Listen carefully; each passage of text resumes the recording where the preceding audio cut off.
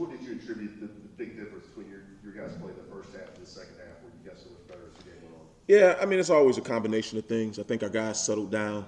We're able to talk about, some of the things that we need to do better, obviously, when you make some halftime adjustments. And, to their credit, they're a mature group. They understood we didn't play to the standard. I thought they worked very hard that second half. But, as you guys know, and they know even better, you playing a good team, you got to start faster than obviously the way we started. Paige, then Austin. It looked like there was a couple times on the sideline when maybe there was a timeout or a change of plays that you guys were out on the field and you're kind of maybe trying to light a fire under them. What were those conversations like on the sideline in that game? Yeah, well, I'm in the booth, but I think for the most part, from what I can gather, it's typically, guys encouraging each other, fighting for each other, any adjustments that we're trying to make, from series to series, going through those things. Again, we're not obviously proud of the outcome, but we're proud the way the guys continue to fight and, keep each other accountable. So I'm pretty sure that's what the messaging was. I know it's definitely coming from the coaches, and I'm sure it's being articulated through the player to player. Ricky Gibson, somebody who got a little bit of run the other night. Is that something you foresee trying to push him little by little, like 10 snaps a night, 15 or 20 this week? And is that something like y'all like to continue to push him to get him more and more playing time? And then too, it felt like the other night y'all weren't as aggressive blitzing as you've been in the first couple of years. Is that something you need to get back to, or is that just kind of perception? What do you think it was? Yeah, well, I'll start with the first question. We definitely like Ricky Gibson. We feel like he's, one of the freshmen that's continuing to grow and continuing to get better, week in and week out. So, my stance hasn't changed. We want to play as many guys as we possibly can and develop some depth and be able to, play at a high standard, coming down the back stretch of the season. So, every week's a new week, but as he continues to get better, we'll continue to try to get him more repetitions. As far as the pressures, I think at the end of the game, the numbers came out, just about what they were, for me as in a normal game, based on this season and last season. But, we've been getting to the quarterback with 4, most of the year, or at least the first 2 games. And, and as long as we can do that, we'll pick our spots when we want to pressure. But at the end of the day, we're going to do whatever we need to do to try to give us the best opportunity to win. And, it just may have looked that way, but, when we self-scout, our numbers ended up actually being what they've been, for the first 2 games. Brent McGinnis. I don't think Graham Mertz threw the ball in the air over 20 yards according to PFF stats. What are teams doing to you guys, or what did they do, at that second level, that kind of underneath stuff that you guys have to clean up? Yeah, they did a good job, getting him on the move a little bit with some of their boot games and, perimeter kickouts, if you will. And, obviously ball in hand, we got to do a better job of tackling guys and getting them on the ground. But, we think we have a pretty good pass rush. We think a lot of teams will, try to get the ball out as quickly as they can. But yeah, he was pretty effective that night, getting the ball away, as quickly as he can, and some different, quick 3-step games and things of that nature. Coach, in season, what do you guys do, specific drills or emphasis to try to improve on tackling after a week like this past Saturday? Yeah, no, that's a great question. We continue to, try to eliminate, obviously what kind of missed tackles are you missing? Is it not wrapping up? Is it not bringing your feet? Because we're going to practice tackling, whether we, tackled at a 100% clip or obviously the night like we had Saturday night, we're going to always try to emphasize tackling. But what kind of tackles showed up? We obviously had some open field missed tackles that we need to get addressed. So we try to put them in those game-like situations best we can. Obviously, we're not taking guys to the ground, but as far as our footwork goes, our pad level, where our eyes are, we try to make sure we're emphasizing those particular tackles. Adam, then Ben. Yeah, just following up on that on tackling.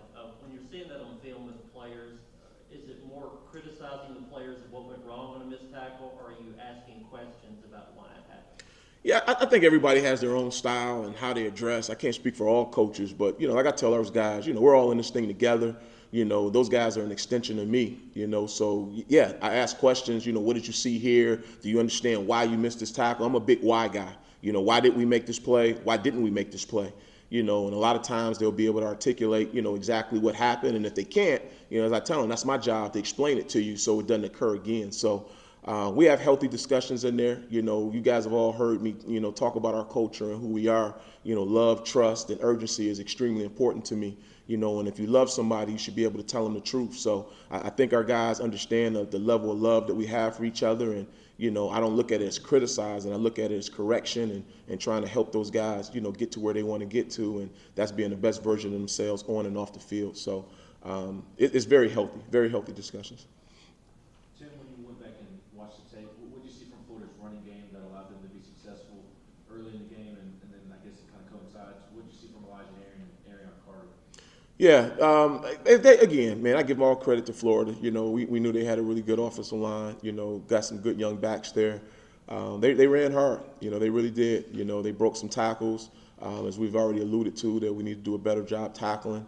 You know, schematically, you know, they did a good job of trying to, you know, have some misdirections to, you know, try to hold the backer's eyes, you know, or even the safety's eyes. So, but I'll be honest, they didn't do anything that we hadn't necessarily practiced for, and they hadn't done anything that, for the most part, we're going to continue to see week in and week out in this league. So, for us to go where we want to go, we know we have to all, you know, collectively, you know, from the front to the backers to the secondary, we all have to tackle better. And as far as Elijah and AC goes, you know, obviously those guys are young. They don't have a lot of battle reps under them. But, you know, as I stated earlier, I thought those guys, you know, settled down, you know, and I think you can see that in the second half, you know, with their play. Ryan and Paige. Well, with some of the tackling and other issues in the secondary, I guess, how do you handle that position going forward? Is there a chance you guys kind of open things up in the corner or any other position to kind of let the guys beat them? Yeah, I think we're always competing, you know, as cliche as that may sound. You know, we're always competing. You know, it goes back to what we talked about, rotating as many guys as we can. So, obviously, the better you play, the better your performance is, the more lion's share of reps you'll get.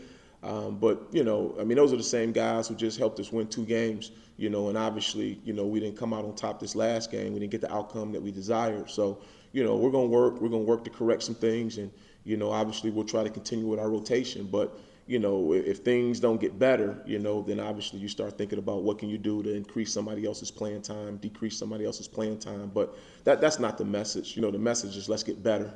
You know, let's get better as players. Let's get better as coaches. And let's move forward. And obviously if somebody, you know, in that second group, you know, steps up when they get their opportunity, you know, then obviously they'll continue to play more. So, you know, that's just where we are at this point. It seemed like last year Byron Young was kind of one of the main leaders on defense for you all. Who this year do you think is taking a step forward and is helping in game time to do the snap and clear, as you guys said? Yeah, Jalen McCullers, you know, has done a great job. You know, he's obviously, you know, a guy who's played a lot of football for us here. And, you know, I think he does a good job of trying to, you know, calm the water, so to speak, to make sure guys are able to, you know, snap and clear.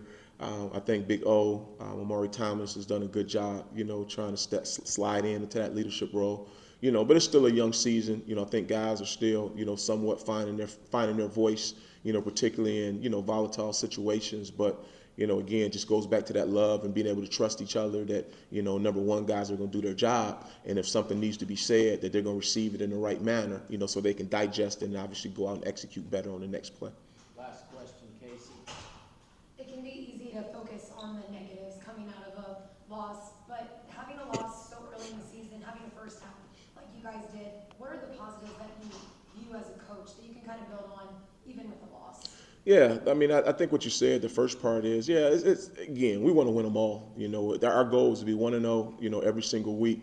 You know, unfortunately, it doesn't always happen that way. You know, so then you start to comb through the tape because you're right. You know, it's human nature, you know, to dwell on what didn't go right, didn't get the outcome you wanted, didn't play as well as you need to play in the first half.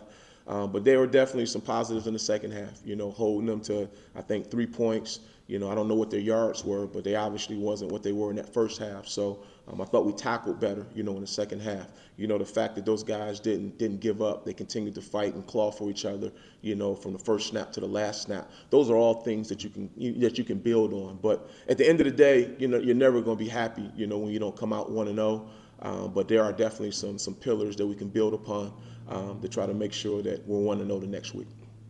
Thank you, Coach. All right, appreciate you guys. Thank you.